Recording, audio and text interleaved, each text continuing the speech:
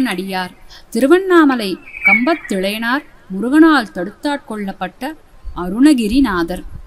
முன்குறிப்பு: அருணகிரிநாதரின் பிறப்பை பற்றியும் அவர் தோன்றிய கால நிர்ணயத்தை பற்றியும் ஆராய்ந்து பலர் பலவிதமாக எழுதியுள்ளனர். திருமுல்லைவாயில் திரு வைஷ்ணவியை வழிபட்ட சாது பார்த்தசாரதி சுவாமி அன்வானந்தா எழுதிய செயின்ட் அருணகிரிநாதர் என்ற ஆங்கில புத்தகத்தில் பல புத்தகங்களையும் சுவடிகளையும் ஆராய்ந்து முரண்பாடான பல கருத்துக்களை புறக்கணித்து ஆதாரபூர்வமாக அவர் தோன்றிய காலம், பிறப்பு முதலியவற்றை தொகுத்தளித்துள்ளார். திருக்குமரன் அடியார் என்ற இந்த புத்தகம் பக்திக்கும் பரமனுடைய கருணைக்குமே முதலிடம் கொடுத்து எழுதப்பட்டுள்ளதால் சர்ச்சைக்குரிய விஷயங்களில் தலையிடாமல் கூடிய மட்டும் சரித்திர ஆதாரங்களுக்கும் பழுது ஏற்படாமல் கதையின் ஓட்டம் அமைக்கப்பட்டுள்ளது. பெரும்பாலும் மேற்படி சுவாமி அன்பானந்தாவின் கருத்தை பின்னணியாக கொண்டே இந்த கதை எழுதப்பட்டுள்ளது. ஆக வாசகர்கள் கதையின் பக்தி ரசத்தை மட்டும் அனுபவித்து மற்ற சர்ச்சைகளில் ஈடுபடாமல் இருக்க பிரார்த்திக்கிறோம். பச்சை பசேல் என்று இயற்கை எண்ணெய் எழில் கூட்டும் அடர்ந்த காட்டுப்பகுதி. அதன் நடுவில் வானை முட்டி நின்றது ஒரு மலை. மலை மீதும் வானளாவி நின்ற மரங்களும் அவற்றை பின்னி படர்ந்த செடி கொடிகளும் அவற்றை சரணாலயமாக கொண்ட பட்சி கூட்டங்களும் அந்த சூழ்நிலைக்கு மேலும் மெருகூட்டின. பார்க்கடலில் பள்ளி கொள்ளும் பெருமாள் பரமனுக்கு பச்சை பசேலென்ற அந்த சூழ்நிலை சுண்டி இழுத்ததோ? காக்கும் கடவுள் ககன மார்க்கத்தில் உலா வந்தார். ஆஹா, என்ன அபூர்வமான இயற்கை சூழ்நிலை என்று இந்த மலை பிரதேசத்தை பார்த்து வியந்தார். சதா பாம்பின் மேல் படுத்து சுற்றிலும் ஜலம் சூழ்ந்த பார்க்கடல் வாசம் அழுத்து விட்டது போலும். பச்சைமா மலை போல் மேனியான ஸ்ரீமன் நாராயணன் அந்த மலையில் சற்று தாமதிக்கலாம் என்று திருவுளப்பட்டு இறங்கினார். படைக்கும் கடவுளான பிரம்மனும் அவரை பின்தொடர்ந்தார். அவர்கள் எதிரில் ஒரு அபூர்வ ஜோதி தோன்றியது. ஆகாயத்திற்கும் பூமிக்குமாக வியாபித்து நின்றது. கண்ணை பறித்த அதன் ஒளி கதிர்கள் யாதாயிருக்கும் என்று ஆராயத் தொடங்கினர் இருவரும். அடியை பார்க்க நாரணன் வராக உருவம் கொண்டு பூமியை தோண்டி கீழே சென்றார். அன்னப்பறவை உருக்கொண்டு வானத்தில் உயரே சென்று முடியை தேட முயன்றாள் பிரம்மன். அடியும் முடியும் காண முடியாமல் இருவரும் அந்த ஜோதியையே வேண்ட அதுதான் பரபிரம்மம் என்றும் தன்னிலிருந்தே ஆக்கல் காத்தல் அழித்தல் தெய்வங்களான பிரம்மா விஷ்ணு ருத்ரன் என்ற மூவரும் தோன்றினதாக அறிவித்தது. அதில் அடங்கிய எல்லாம் தன் சிருஷ்டியே என்றது. அந்த அகண்ட ஜோதியே உரு கொண்ட லிங்க வடிவமாய் அந்த மலையில் உறைந்தது. அதுவே அருணாச்சலம் என்றழைக்கப்படும் திருவண்ணாமலை க்ஷேத்திரம். அதில் உறையும் ஈஸ்வரன் அருணாச்சலேஸ்வரர்.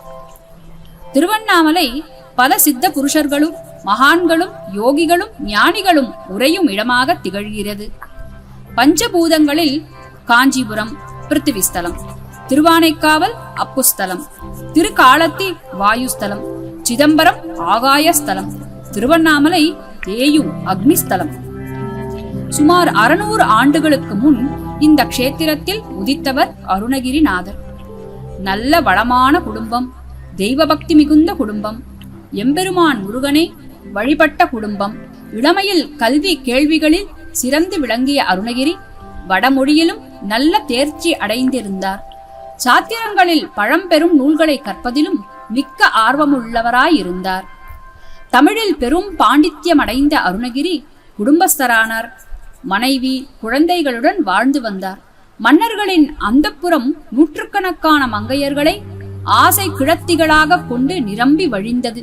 மன்னர் எவ்வழியோ மக்கள் அவ்வழி என்பார்கள். மக்கள் பெருவாரியாக சிற்றின்பங்களில் ஈடுபட்டு அமைதியின்றி தவித்தனர். உடலை விற்று ஊனை வளர்த்த பொது மாதர்கள் தாராளமாக தெருவில் நடமாடினர். அவர்களின் உறவு மதிப்பிற்குரியதாயிருந்தது. பணமுள்ளோரும் பெரும் பண்ணைக்காரர்களும் ஜமீன்தார்களும் கட்டிய மனைவியை தவிர ஆசை கிழத்திகள் எவ்வளவு வைத்துள்ளனர் என்பதை கொண்டே அவர்களின் மதிப்பும் கௌரவமும் கணக்கிடப்பட்டது. கோயில் வழிபாடு குன்றியது. நாட்டில் வறுமையும் நல்ல ஒழுக்கமின்மையும் பாமரர்களை வாட்டி வதைத்தது. காலை பருவத்திலிருந்த அருணகிரி இந்த மாய வலையில் வீழ்ந்தார். வேசியர் பழக்கம் இவரை வெகுவாக ஆட்கொண்டது. இந்த நிலையில் விஜயநகர செங்கோலை ஏந்தினார் புக்கன் என்பவர். சிறந்த வீரசைவன். ஜைன மதத்திலும் ஆர்வம் காட்டினான். அவன் காலம் பொற்காலமாக புகழ் பெற்றது. அவனை மனுவின் மறு அவதாரம் என்றனர். தமிழ் அரசர்கள் வெல்லப்பட்டு விஜயநகர ஆட்சியின் கீழ் வந்தனர். திருவண்ணாமலையும் விஜயநகர ஆட்சியின் உட்பட்டிருந்தது. புக்கன் கலாரசனை உள்ளவன். பாண்டித்யம் பெற்ற புலவர்களை போற்றினான். நாட்டின் பொருளாதாரம் பெருக ஆரம்பித்தது. தெய்வ பக்தி கொண்ட புக்கன் அறியாமையில் உழன்ற பாமரர்களை பக்தியில் திருப்ப முயற்சி எடுத்துக் கொண்டான். அரசன் மிக தெய்வ பக்தி கொண்டவன் என்பதற்கு ஒரு அதிசய பின்னணியே காரணமாயிற்று. விஜயநகர சாம்ராஜ்யம் ஏற்பட காரணபூதமாயிருந்தவரும் பின்னால் நின்று இயக்கியவரும் வித்யாரண்ய முனிவர் என்ற ஒரு மகான். கேட்க வியப்பாயிருக்கிறதல்லவா? ஆம், ஆத்மசக்தி எவ்வளவு அற்புதங்கள் படைக்க முடியும் என்பதற்கு இது ஒரு சான்று. ஆதிசங்கர பகவத் பாதாளிடம் வாதம் புரிந்த மண்டனமிஸ்ரர் அவரிடம் தோற்று சுரேஸ்வரர் என்ற சிஷ்யரானார். அவர் துங்கபத்ர நதிக்கரையில் சிங்கேரி என்ற இடத்தில் ஸ்ரீ சாரதா தேவியை பிரதிஷ்டை செய்து சாரதா பீடத்தை நிறுவி அதன் முதல் பீடாதிபதியாக அமர்ந்தார். அந்த பரம்பரையில் 10வது பீடாதிபதி ஸ்ரீ வித்யாசாகர தீர்த்தர். அவரிடம் சகோதரர்கள் இருவர் சிஷ்யராக அமர்ந்தனர். இருவருக்கும் சந்நியாசம் கிடைத்தது முதல் வரை ஸ்ரீ பாரதி கிருஷ்ண தீர்த்தர் என்றும் இளையவரை ஸ்ரீ வித்யாரண்யர் என்றும் அழைத்தனர். முதல்வர் சிருங்கேரியில் தங்க ஸ்ரீ வித்யாரண்யர் மதங்க பர்வத சாரலில் தவமியற்றி கொண்டிருந்தார். வட இந்தியாவில் ஆட்சி செய்த கில்ஜி வம்சத்தினர் தெற்கில் படையெடுத்து வந்த சமயம் தென்னாட்டில் வலிமை மிக்க இந்து அரசு இல்லாமல் தவித்தது. அலாவுதீன் கில்ஜியின் படைத்தலைவன் மாலிக் கபூர் பாண்டி நாட்டிலும் ஊடுருவி விட்டான். ஹரிஹரர், புக்கர் என்ற இரு மகாவீரர்கள் எப்படியும் ஒரு திறமை வாய்ந்த இந்து பேரரசை ஏற்படுத்த திண்ணம் கொண்டு ஸ்ரீ வித்யாரண்ய முனிவரிடம் சரணடைந்து அதற்கான மார்க்கத்தை கேட்க ஸ்ரீ வித்யாரண்யர் தன் தபோபலத்தால் பொன்மழை பொழிய வைத்து வேண்டிய பொருளை அவர்கட்கும் கொடுத்து துங்கபத்ரை நதிக்கரையில் ஸ்ரீசக்கர வடிவில் 9 வாசல் கொண்ட ஒரு நகரை நிர்மாணிக்க சொன்னார். கிபி 1336ஆம் ஆண்டு ஸ்ரீ வித்யா நகரம் என்ற பெயர் கொண்ட நகரம் அமைக்கப்பட்டு அதில் பொறுப்பேற்ற ஹரிஹரரும் புக்கரும் பெரும் சேனை திரட்டி முஸ்லிம் ஆளுகைக்கு கீழிருந்த பல ராஜ்யங்களின் மேல் படையெடுத்து பல வெற்றிகளை குவித்தார்கள். அந்த வெற்றியின் சின்னமாக மற்றொரு நகரம் துங்காவின் மறுக்கரையில் விஜயநகரம் என்ற பெயரில் பின்னால் ஸ்தாபிக்கப்பட்டது. விஜயநகர சாம்ராஜ்யம் இப்படி தொடங்கப்பட்டு ஒரு பெரிய வல்லரசாக திகழ்ந்தது. ஹரிஹரரும் புக்கரும் ஸ்ரீ வித்யாரண்ய முனிவரின் திருவடிகளில் தங்கள் அரச சின்னங்கள் சகலத்தையும் சமர்ப்பித்து, சுவாமி, தங்கள் தபோபலத்தினால்தான் இந்த மகத்தான சாம்ராஜ்யம் அமைக்க முடிந்தது. அதை தங்கள் திருவடிகளில் சமர்ப்பிக்கிறோம். நாங்கள் இருவரும் தங்கள் பிரதிநிதிகளாக நின்று அரசை பரிபாலிப்போம் என்றனர். அப்பா, நான் துறவி, எனக்கெதற்கு இந்த பந்தமெல்லாம்? சிருங்கேரியில் என்னுடைய குருவான ஸ்ரீ வித்யாசாகர தீர்த்தர் லம்பிகா யோகத்தில், அதாவது நாக்கை உள்ளுக்கிழுத்து மூச்சை அடக்கி சமாதி நிலையில் இருந்து காலக்கிரமத்தில் தான் நினைத்த உருவில் தன் உடம்பை மாற்றிக்கொள்வது. லம்பிகா யோகத்தில் அமர்ந்து லிங்க வடிவான அவருக்கு கோயில் கட்டி கும்பாபிஷேகம் நடக்கிறது. அங்கு சென்று இவற்றை சமர்ப்பிக்கலாம் என்று கூற அரசரும் ஆண்டியும் கும்பாபிஷேகம் காணச் சென்றனர். ஸ்ரீ பாரதி கிருஷ்ண தீர்த்தரிடம் மன்னனுக்குரிய சிம்மாசனம், சிவிகை, சத்திரம், சாமரம், பூச்சக்கர குடை, கிரீடம், பொன் ஆடைகள், நவரத்ன மோதிரங்கள், யானை, குதிரை, ஒட்டகம், பல்லக்கு, கட்டியம் கூறுவோர் முதலியவற்றையும் பல கிராமங்களையும் தானமாக வழங்கிய அரசன் விஜயநகர மன்னனுக்குரிய அந்தஸ்துகளும் ஸ்ரீ சாரதா பீடத்திற்கு வழங்கினர். இவர்களுக்கு பின்னால் வந்த அரசர்களும் ஹைதர், திப்பு போன்ற முகமத்திய அரசர்களும் இந்த பீடத்திற்கு பல வகை காணிக்கைகள் செலுத்தினர். அந்த முறையில் ஸ்ரீ சாரதா பீடாதிபதிகள் இன்று வரை மன்னருக்குரிய சகல விருதுகளுடனே ஸ்ரீ சாரதா தேவியின் பிரதிநிதியாக அங்கு அரசு செலுத்துவதாக ஒரு ஐதீகம் நடைமுறையில் உள்ளது. இப்படிப்பட்ட ஒரு தெய்வீக அருளை பெற்ற விஜயநகர சாம்ராஜ்யம் தென்னகம் பூராவும் பரவி மகோன்னதமாயிருக்கவும் அதில் அரசு செலுத்திய அரசர்கள் தெய்வ பக்தியில் மிஞ்சி நின்றனர் என்பதற்கும் வேறு அத்தாட்சி வேண்டுமா? திருவண்ணாமலையில் அருணகிரியின் வாழ்வில் ஒரு திருப்பம் ஏற்பட தெய்வ சங்கல்பம் உண்டாயிற்று. சிற்றின்ப நுகர்ச்சியில் பொருளையும் உடல் வலிமையையும் இழந்த அருணகிரி தான் ஒரு சகதி குழியில் விழுகிறோம் என்பதை வெகு சீக்கிரத்தில் உணரத் தலைப்பட்டார். மனைவியும் உறவினரும் நண்பரும் மற்ற ஊர் பெரியோரும் மறைமுகமாக தன்னை கண்டிப்பதிலிருந்து வெளிப்பட்டு நேரடியாகவே பழிப்பதும் அவதூறு பேசுவதும் அவர் மனதை வெகுவாக பாதிக்க தலைப்பட்டது. சில வருடங்களாக கோயில், சுவாமி அனுஷ்டானம் போன்றவைகளில் ஈடுபாடில்லாமல் இரவும் பகலும் பரத்தையரின் வீட்டில் குடியிருந்தவர் அருணாச்சலேஸ்வரர் கோயிலுக்கு வர தலைப்பட்டார். உடலில் சோர்வும் வியாதியும் இருப்பதை உணர்ந்தார். மனம் நொந்த நிலையில் ஒரு நாள் கோயில் கோபுரத்தை வெறித்து நோக்கியிருந்த அருணகிரியிடம் மகான் போன்ற ஒரு பழுத்த பழம் வந்தது. அப்பா, குழந்தாய், ஏன் வாட்டமுற்று நிற்கிறாய் என்றது. தாத்தா, எனக்கு எல்லாம் குழப்பமாய் உள்ளது. மனசஞ்சலம் என்னை வாட்டுகிறது. முழுவதையும் கூற மனம் கூசுகிறது. என்னை படைத்த கடவுள் என்னை ஏன் ஒரு சாக்கடையில் தள்ளி வேடிக்கை பார்க்கிறார் என்று தெரியவில்லை. இதற்கு மாற்று மார்க்கம் உண்டா என்று சிந்தித்து நிற்கிறேன் என்றான். குழந்தாய், நீ பார்க்கிற கோபுரத்தில் அதோ 6 தலையுடன் நீலமயில் மேல் உட்கார்ந்திருக்கிறானே சண்முகன், அவனை தியானம் செய், அவனை சரணடை. உன் மன சஞ்சலம் நீங்கி உயர்ந்தவனாவாய் என்று கூறி அகன்றார் அந்த பெரியவர். ஆம், பெரியவர் சொல்வது நல்லதே. நான் அந்த முருகனையே வேண்டுகிறேன். காமன் எரிந்து சாம்பலான பிறகல்லவா இந்த ஞான கொழுந்து ஜோதியாக வெளிக்கிளம்பிற்று. என்னிடம் பேயாக ஒட்டிக்கொண்டு என் ரத்தத்தை உறிஞ்சும் இந்த காமம் ஒழிய இந்த கடவுளை விட்டால் வேறு யார் உதவுவார்? இப்பொழுதே அவனை தியானம் செய்கிறேன் என்று கண்ணை மூடி அந்த முருகக் கடவுளை தன் கண்முன் நிறுத்த முயற்சி செய்தான் அருணகிரி. வாய் முருகா முருகா என்று முணுமுணுத்தது. மல்லிகை பூவின் மனமும் கோயிலுக்கு செல்லும் மங்கையரின் சிரிப்பொலியும் அப்பனே, இருக்கும்போது அனுபவியாமல் இறந்த பிறகு ஏதோ சாம்ராஜ்யம் வருவதாக நினைத்து முருகா முருகா என்கிறாயே, கண்ணை திற, உலகை பார், அதில் படைக்கப்பட்ட அழகை பார், அதை அனுபவிக்க உனக்குள்ள வாய்ப்பை ஏன் இழக்க பார்க்கிறாய் என்றெல்லாம் கட்டியம் கூறி அவனை மனம் குவியாமல் தடுத்தன. பழைய வெறி தலைக்கேற பஞ்சாய் பறந்தான் பழைய சகதி குழியை தேடி. இப்படி இருளும் வெளிச்சமும் அவனை கண்ணாமூச்சி விளையாட வைத்தன. பல நாட்கள் கோபுரவாசலில் வந்து முருகனை தியானிக்க பாடுபட்டான். மனம் சலித்த நாட்களில் முருகனை நினைக்க மனம் கசியத் தொடங்கியது. ஏதோ பெருத்த மனசாந்தி கிடைப்பதாக உணர்ந்தான்.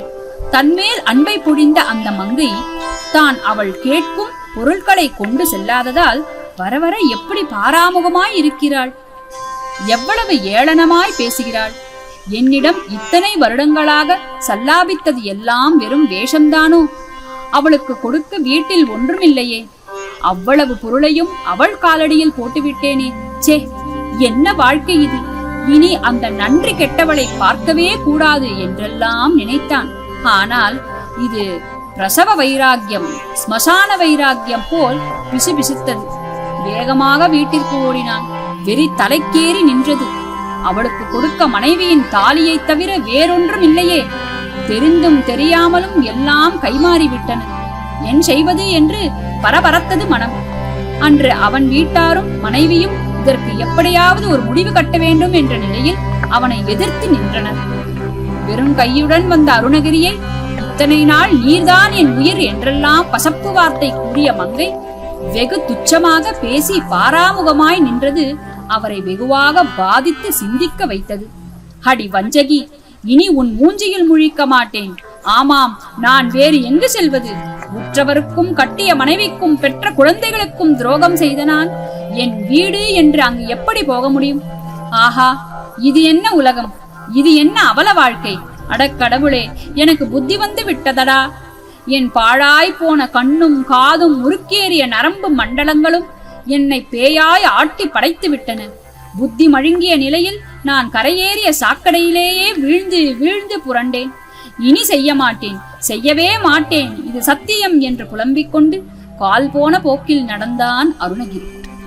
வழக்கமாய் நிற்கும் கோபுர வாயிலில் கொண்டு சேர்த்து தாம் இதுவரை செய்த பாவங்களை போக்க பிராயச்சித்தம் தேடிக்கொண்டன அவன் பாதங்கள்.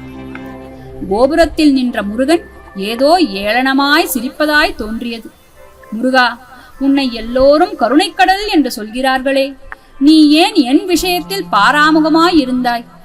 ஆமாம், நீ என்ன செய்வாய்? நான் சென்ற சில மாதங்கள் தானே உன்னை நினைக்கிறேன். இதோ பார் முருகா, எனக்கு இந்த வாழ்க்கை இனி தேவையில்லை.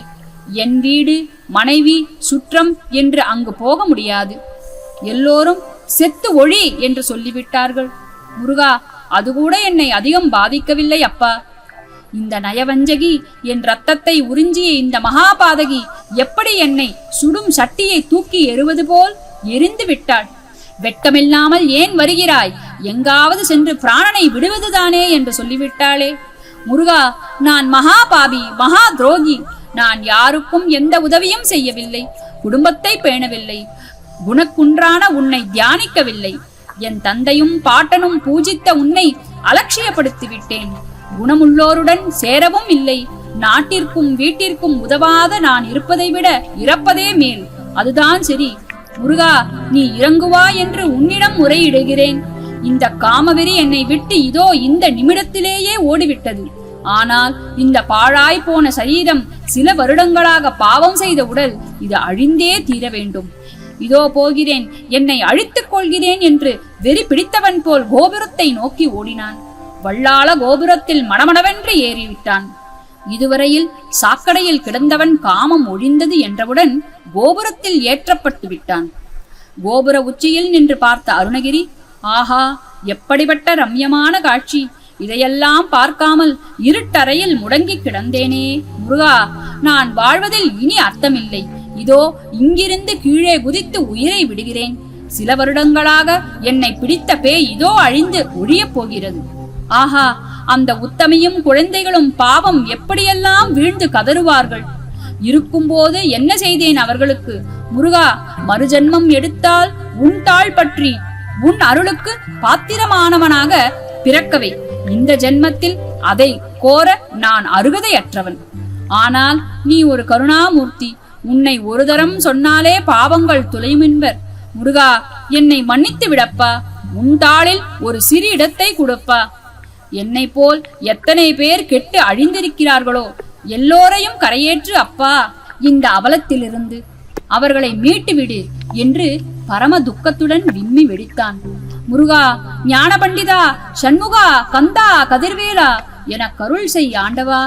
முருகா, குகா, முருகா என்று சப்தமிட்டு கொண்டே தலைக்குப்புற கோபுரத்திலிருந்து குதித்தான் அருணகிரி.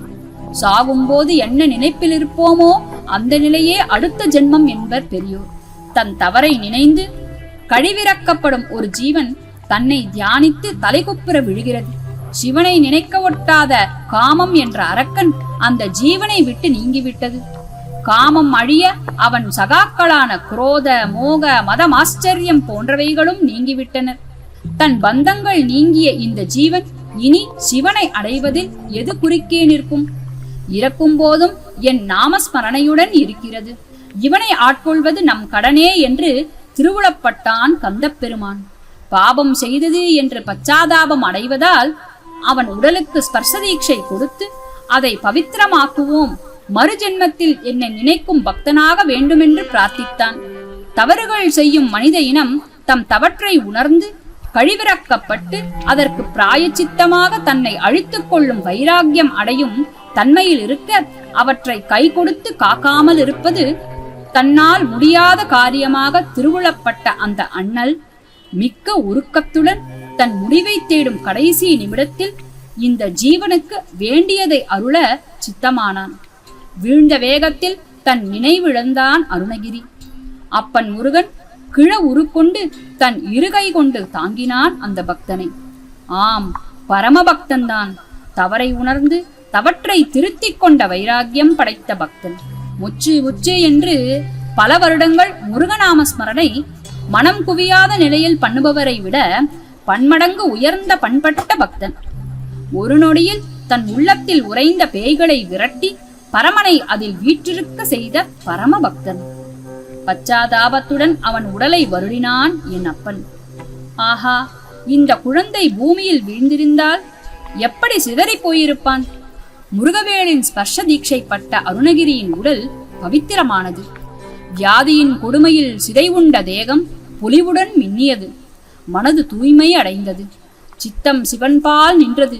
புத்தி புருடோத்தமனான முருகனை சுற்றி வளைய வந்தது. அவனுள் குடிகொண்ட அகங்காரம் மற்ற பேய்களுடன் தன்னிடத்தை காலி செய்து தெய்வீக சூழ்நிலை தங்க இடம் வகுத்து கொடுத்து மறைந்தன. பரம்பரையாக அவன் இரத்தத்தில் ஊறி நின்ற பக்தி நிலை முருகவேளின் பாதத்தை பற்ற கிளர்ந்து எழுந்தது. ஐயன் திருவரு தீட்சை பெற்றதால் இந்த அற்ப மனிதன் ஒரு நொடியில் எப்படி பெற்ற பேறு பெற்று விட்டான். காலமெல்லாம் உள்ளம் சோர்ந்து உடல் சோர்ந்து மெய்யறிவு சோர்ந்து காம தீயில் சுட்டரிக்கப்பட்டு படு நரகத்தில் உடன்ற ஜீவன் இகத்தை வெறுத்து வாழ்வை துர்மரணத்தினால் முடித்துக் கொள்ள விழைந்த இந்த ஜீவன் மறுமையில் மட்டும் எதை சாதித்து விட முடியும்? பரத்திலும் மகா பாதகன், பாவி, துர்மரணம் எய்திய சண்டாளன் என்றெல்லாம் ஏசப்பட்டு கொடூரமான நரகவாசம் அல்லவோ இவனை தழுவியிருக்கும். கடைசி மூச்சில் கருணை தெய்வமான ஐயனை முருகா என்று 3 எழுத்து கூட்டி உச்சரித்த அரிய நிலை இவன் முன் அந்த கருணை தெய்வத்தையே கொண்டு நிறுத்திவிட்டது. மூர்ச்சை தெளிந்த அருணகிரி எதிரில் கலாபமயிலின் மீது காட்சி கொடுக்கும் எம்பெருமான் முருகனை கண்டு மெய்சிலிர்த்து போனார். பக்தி பரவசத்தில் மெய்மறந்து துதிபாடவும் மறந்து சுற்றம் மறந்து சூழ்நிலை மறந்து சொக்கி நின்ற பக்தனை அருணகிரிநாதா என விழித்து நாதனாம் பட்டத்தை அளித்த முருகவேள் கரைபுரண்ட கருணையுடன் கடைக்கண் தீட்சை செய்து திருவடி தீட்சை தந்து திருநீரும் ஜபமாலையும் தந்து மௌன உபதேசம் அருளி எம்மீது பாடுக என்று திருவாய் மலர்ந்தருளினான். அண்ணல் அருள் பெற்ற அருணகிரி அந்த நிமிடத்திலேயே அருணகிரி நாதராய் நாமும் இனி அவரை ஒருமையில் அழைக்க பூசுகின்ற நிலையில் உயர்ந்து விட்டார். கந்தா, எம்பெருமானே, கருணை வள்ளலே, உன் பெருமை பாட இந்த எளியேனால் எப்படி முடியும் என்று தயங்கினார் அருணகிரிநாதர். தன் வேளால் அவர் நாவில் 6 எழுத்து மகாமந்திரத்தை குறித்த ஐயன் முத்தை தரு என்று பாடுக என அடியெடுத்து கொடுத்து மறைந்தான். அருணகிரிநாதரின் வாக்கு சித்தி பெற்றது. மனம் ஒருமை பெற்றது. சித்தம் சீலமடைந்தது. அவர் வாயிலிருந்து திருப்புகழ் என்ற முத்துக்கள் சிந்த ஆரம்பித்தன. ஒன்றல்ல, இரண்டல்ல, பல்லாயிரக்கணக்கான இனிய பாக்கள், இனிய தமிழ் சந்த பாக்களாக கற்றோரும் மற்றோரும் வியந்து போற்றும் வண்ணம் வீழ்ந்து சிதறின. பரம முருக பக்தரான அருணகிரிநாதர் திருப்புகழ் பாடிக்கொண்டே பல தலங்களை தரிசிக்க புறப்பட்டார். திருச்சிராப்பள்ளிக்கு வந்த அருணகிரிநாதருக்கு வயலூருக்கு வா என்று ஐயன் உத்தரவு கிடைக்க திருச்சியை அடுத்த வயலூரை வந்தடைந்து அவ்வூர் கணபதியையும் அகதீஸ்வரரையும் வழிபட அவ்வூர் பொய்யா கணபதியின் அருளினால் பக்கரை விசித்திரமணி என்று தொடங்கும் திருப்புகழ் உதயமாயிற்று.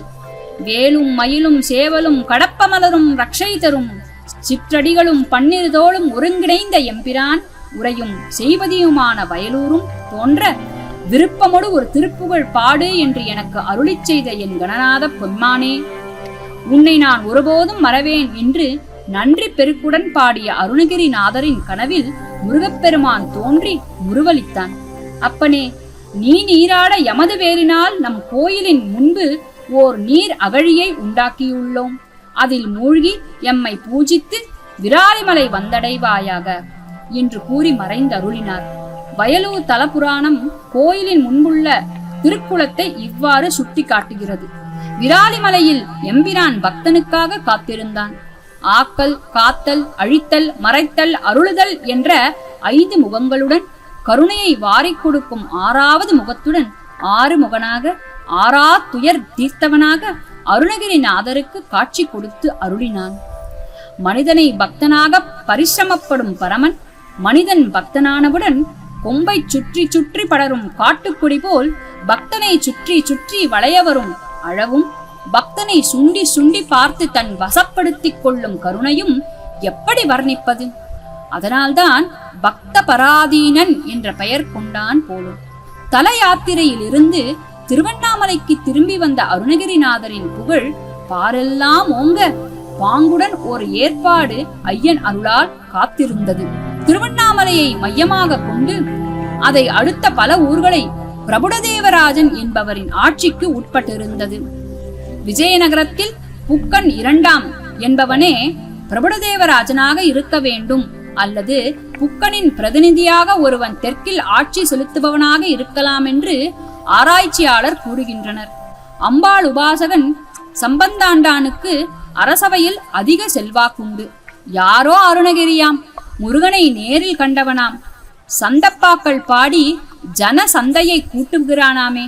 என் செப்பிடு வித்தையில் மயங்கிய ஜனக்கூட்டம் இவனை தேடி அல்லவா ஓடுகின்றனர். எங்கிருந்து முளைத்தான் இவன்? என் செல்வாக்கில் கை வைக்க இவனை இருந்த இடம் தெரியாமல் ஒழித்தால்தான் என் கை ஓங்கும் என்று உருமினான் சம்பந்தாண்டான். கோபம் சாத்திரமாக உருவெடுத்தது. சாத்திரம் சதித்திட்டத்தில் லயப்பட்டது.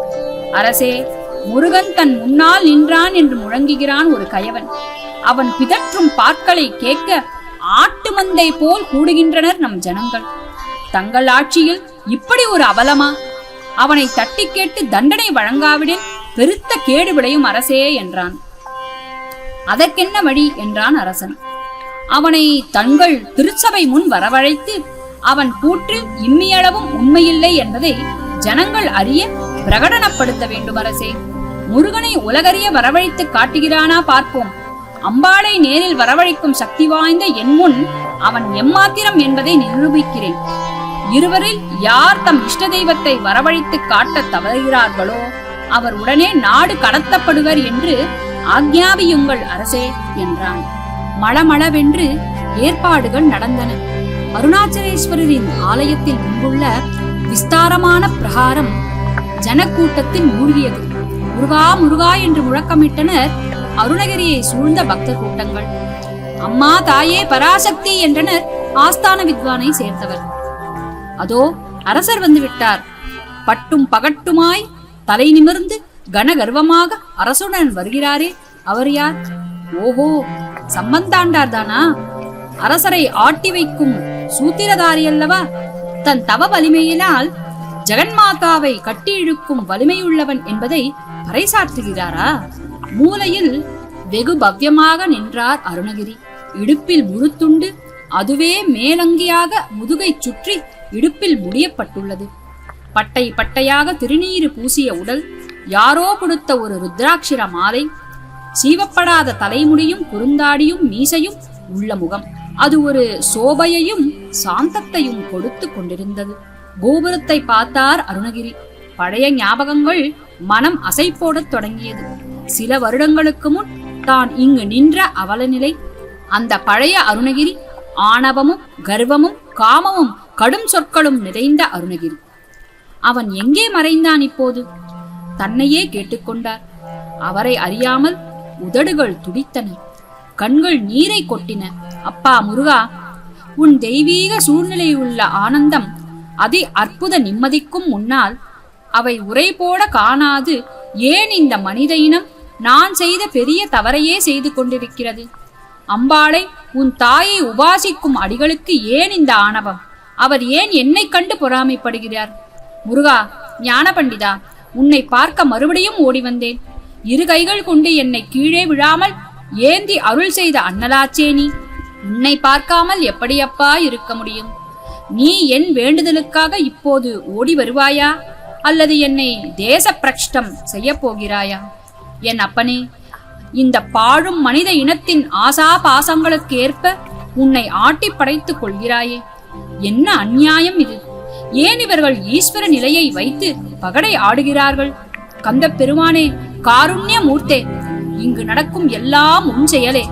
இதில் என் பங்கு யாதுமில்லை. அப்பனே முருகா முருகா என்று மனம் கரைய, கண்கள் தாரை தாரையாக நீர் பெருக்க, இருகை கூப்பி நின்றார் அருணகிரி.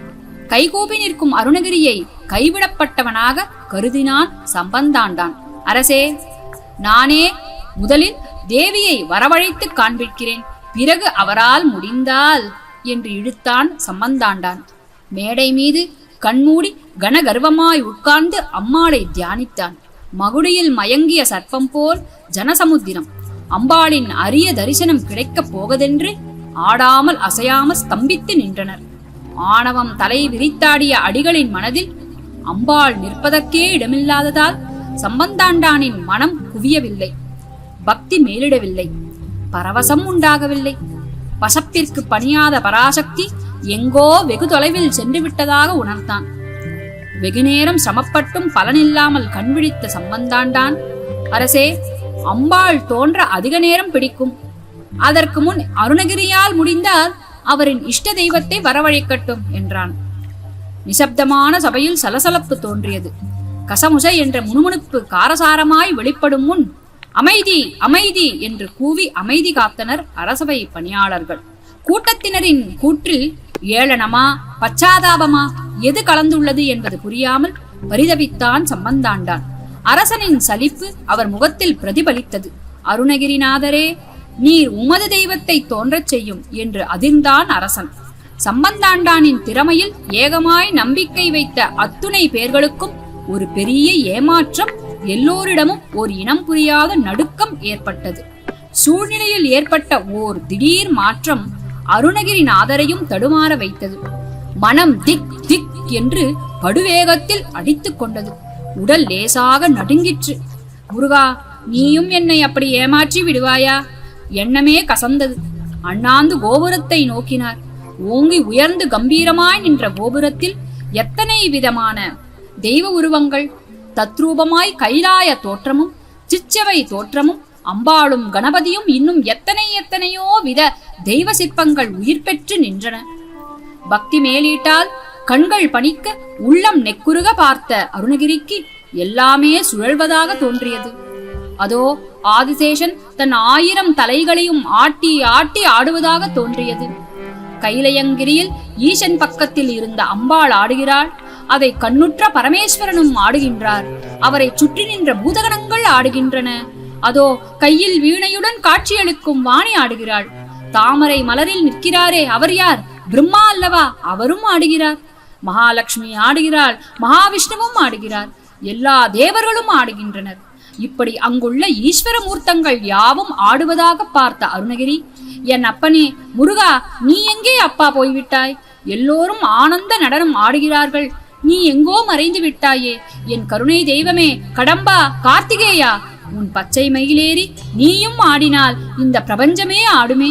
முருகா, ஆடிவா, சீக்கிரம் ஆடிவா, இந்த பிரபுடதேவராஜன் உள்ளம் நடுங்கிட ஓடிவா அப்பனே என்று தழுதழுத்த அருணகிரியின் வாய் நின்று அதல சேடனாராட அகிலமேரு மீதாட அபின காளி தானாட அவனோடன்று அதிர வீசி வாதாடும் விடையிலேறும் வாராட அருகு பூத வேதாளம் அவையான மதுரமானி தானாட மலரின் வேதனாராட மருவுமானுளோராட மதியாட வனஜமாமியாராட நெடிய மாமனாராட மயிலுமாடி நீயுமாடி வர வேணும். கதை விடாத தோல்வி மண் எதிர்கொள்வாளியார் நீடு கருதலார்கள் மாசேனை பொடியாக கதிரு காடி போய் மீள விஜய நேரு தேர் மீது கனகமேன கோடுதி அலை மோதும் உததி மீதிலே சாயும் உலகம் மூடு சீர்பால் உவனமூர்த்தி மாமாயன் மருகோனே உதயதாம மார்பான பிரபுட தேவ மகாராஜ உளமுமான வாழ்தேவர் பெருமாள பச்சை மயிலுமாடி நீயுமாடி வர வேணும். பச்சை மயிலுமாடி நீயுமாடி வர வேணும் என்ற திருப்புகழ் கனகம்பீரமாய் யாவரும் கேட்டு மயிர் சிலிர்க்கும் வகையில் கணீர் என்று முழங்கிற்று. ஜொலிக்கும் வைரமாக சிந்தி தெரித்தது. அதனின்று வாரிக்கொட்டிய ஒளிக்கற்றைகள் யாவருடைய கண்களையும் பூச வைத்தன. இவர் வாயினின்று கொட்டிய வைரத்தின் ஒளிப்பிழம்பா அல்லது கோபுரத்திலிருந்து இறங்கி வரும் ஒளிப்பிழம்பா என்று இனம் கண்டு கொள்ளும் முன்பு அரசவை மண்டப முகப்பு தூணில் பளீர் என்று முட்டி மோதி தகதகவென்று மின்னியது. அதோ பார், அதோ பார், முருகன், ஆஹா ஆஹா என்று ஏக காலத்தில் ஜனசமுத்திரம் முழங்கிய ஒளி வானை முட்டி நின்றது. அரசன் திடுக்கிட்டு திரும்பினான். பரிவாரங்கள் திரும்பின. சம்பந்தாண்டானும் திரும்பினான். ஏன், அருணாச்சலேஸ்வரரும் அம்பிகையுமே திரும்பினர். இந்த பிரபஞ்சத்தில் உள்ள சகல ஜீவராசிகளும் திரும்பின. அது என்ன ஜோதி பிழம்பு! அருணோதய காலத்து வானம் போல் சிகப்பான அசுர வேகத்தில் சுழலும் வட்டம். அதன் மையத்தில் ஜொலிக்கும் வெள்ளை ஒளிக்கற்றைகள் தகதகவென்று கண்ணை பறிக்கும் ஒளி வீச்சு. அருணோதய கால சூரியனா? இல்லை இல்லை, அது ஒரு சூரியனாக இருக்க முடியாது. 1000 சூரியன் ஒன்று சேர்ந்து உதிக்கின்றன. அருணகிரிக்கு ரோமாஞ்சனம் ஏற்பட்டது. மயிர்கார்கள் குத்திட்டு நின்றன. முருகா, என்னை வாழ வைக்கும் தெய்வமே, நீ கலியுக வரதனப்பா, இந்த ஏழையை மதித்து ஓடி வந்து விட்டாயா என்று விம்மி வெடித்தார் அருணகிரி. அங்கு தோன்றியது ஒளி மட்டுமில்லை, என் அப்பன்தான் என்ற அருணகிரியின் செய்கை யாவருக்கும் புலப்படுத்தியது. முருகா முருகா என்ற நாமம் ஏக காலத்தில் வான முகட்டை முட்டி எதிரொலித்தது. தன்னை அறியாமல் சம்பந்தாண்டானும் முருகா முருகா என்று முணுமுணுத்தான். கந்தன், கார்த்திகேயன், கலியுக வரதன் கலாபமயிலின் மீது கனகம்பீரமாய் ஆரோகணித்து அந்த ஜோதியில் அபய வரத ஹஸ்தங்களுடன் தோன்றி அருள் பாலித்து சட்டென மறைந்தருளினான். தற்போது இதுவே அருணையில் கம்பத்திளையனார் என்று பிரசித்தி பெற்று நிற்கும் சன்னதி. வியப்பும் ஆனந்தமும் கொண்ட ஜனங்கள் ஒருவரை ஒருவர் ஆலிங்கனம் செய்து கொண்டனர். வீழ்ந்து வீழ்ந்து கும்பிட்டனர். என் அப்பன் முருகனுக்கு ஜே, அருணகிரிநாத பெருந்தகைக்கு ஜே, அண்ணலை வரவழைத்த பக்தி சிகாமணிக்கு ஜே என்று பலவாறு கோஷித்தனர். பலர் மயக்கமுற்று விழுந்தனர். பலர் குதித்தனர். பலர் ஆடினர். பலர் பாடினர். இனம் தெரியா குதூகலத்தினால் என்ன செய்கிறோம் என்பது தெரியாமல் பலர் தாறுமாறாக செயல்பட்டனர். திக்பிரமை கொண்ட பிரபுதேவராஜன் தன்னை சுதாரித்துக் கொண்டு ஓடி வந்து அருணகிரியை தழுவிக் கொண்டான். பலவாறாக தன்னை மன்னித்தருள இறைஞ்சினான். ஐயா, இந்த கொற்றமும் குடையும் இனி தங்கள் காலடியில், இனி நான் என்ன செய்ய வேண்டும் என்று உத்தரவிடுங்கள் என்று அழற்றினான். அரசே, நடந்தவை யாவும் என் ஐயன் அருள், இதில் என் பங்கு ஒன்றுமில்லை. அம்பாள் உபாசகர் சம்பந்தாண்டாரை நாடு கடத்தாமல் மன்னித்தருள வேண்டுகிறேன். தாங்களே அரசை ஏற்று அன்புடன் பரிபாலிக்க வேண்டுகிறேன் என்றார் அருணகிரியார் பண்புடன். வாக்கிற்கு ஓர் அருணகிரி என்று உலகோர் புகழ அவர் வாய் நின்று 16,000 திருப்புகள் தோன்றியதாக கூறுவர். ஆனால் தற்போது நமக்கு கிடைத்தவை 1361 பாட்டுக்களே. 4 திசைகளில் உள்ள க்ஷேத்திரங்களை தரிசித்த அருணகிரி திருச்செந்தூருக்கு அருகில் அவரின் சமகால புலவரான வில்லிபுத்தூராரிடம் வாது செய்ய சந்தர்ப்பம் ஏற்பட அதற்கு அனுசரணையாக அவர் வாய் நின்று தோன்றியது கந்தர் அந்தாதி என்ற நூல். வாதில் தோற்ற வில்லிபுத்தூராரின் புரடா பிடுங்கப்பட்டு அன்று முதல் அவர் அதன் மூலம் தோற்ற வித்வான்களின் காதை பறிமுதல் செய்வது நிறுத்தப்பட்டது. அவரும் மன்னிக்கப்பட்டார். அருணகிரிநாதரின் முதற் பகுதி மனிதனின் சாதாரண நிலைக்கும் கீழ்ப்பட்ட நிம்மதியற்ற வாழ்க்கை. நடுப்பகுதி ஆண்டவன் அருள் அவரே எதிர்பாராத நிலையில் அவர் மேல் திணிக்கப்பட்டு அதன் மூலம் உடலும் உள்ளமும் பரிசுத்தப்படுத்தப்பட்டு பரமனிடம் பக்தி நிலை எய்தியது. பிற்பகுதி அபரிவிதமான பக்தியினாலும் முற்பகுதியில் தான் செய்த குற்றங்களை நினைந்து நினைந்து கழிவிறக்கப்பட்டமையாலும் முழமை பெற்று அதன் மூலம் தெய்வீக நிலை எழுதி அமானுஷ்ய செய்கைகளையும் சித்துக்களும் கைவரப் பெற்றவராய் பல அற்புதங்கள் செய்ய திறமை வாய்ந்தவராயிருந்தும் பக்தி நின்று வழுவாமல் நின்றது. கந்தர் அலங்காரம், திருவகுப்பு, திரு எழு கூற்றிருக்கை, வேல் விருத்தம், மயில் விருத்தம், சேவல் விருத்தம், வேல் வகுப்பு என்ற நூல்கள் அவரால் தோற்றுவிக்கப்பட்டு தெய்வ மனம் கமழுபவையாக திகழ்கின்றன. அவர் பாடிய கந்தர் அனுபூதியில் சும்மா இரு சொல்லற என்றலுமே அம்மா பொருள் ஒன்றும் அறிந்திலனே என்பதிலிருந்து பக்திக்குள் ஞானம் என்பது மறைந்திருக்கிறது என்பதை அறியலாம். கருணை தெய்வமாகவும் கலியுகத்தில் கண்கண்ட தெய்வமாகவும் திகழும் கந்தப்பெருமான் பரிசுத்த பக்தி உள்ளவன் பாமரனாகவும் பாவியாகவும் இருந்தாலும் தன்னை சார்ந்தவுடன் எப்படி அவர்களுக்கு அருள் புரிய தன்னை எளியோனாகவும் வேலைக்காரனாகவும் ஆக்கிக் கொள்கிறான் என்பது இச்சரித்திரம் நமக்கு வலியுறுத்துகிறது. வாழ்க தூய பக்தி, வளர்க முருகநாமம். பின் குறிப்பு: அருணகிரி பெருந்தகையார் ஓர் மகரிஷியாக, ஓர் பழுத்த அடியவராகவே ஓர் குகை நின்று வெளிப்பட்டு திருப்புகழ் என்னும் தேனை நமக்கு வாரி தந்து மறைந்தார் என்பது வள்ளிமலை வள்ளலின் கூற்று என கூறுவர். அந்த வகையில் சிந்திக்கும் போது அவரின் வாழ்க்கையின் முற்பகுதி ஒரு சாதாரண மனித நிலையில் இந்த கதையில் வர்ணிக்கப்பட்டுள்ளதை வாசகர்கள் தம் கவனத்தில் எடுத்துக்கொண்டு வீண் சர்ச்சைகளை எழுப்ப வேண்டாம் என்று மிக்க தாழ்மையுடன் கேட்டுக்கொள்ளப்படுகிறார்கள். வெற்றிவேல் முருகனுக்கு அரோஹரா.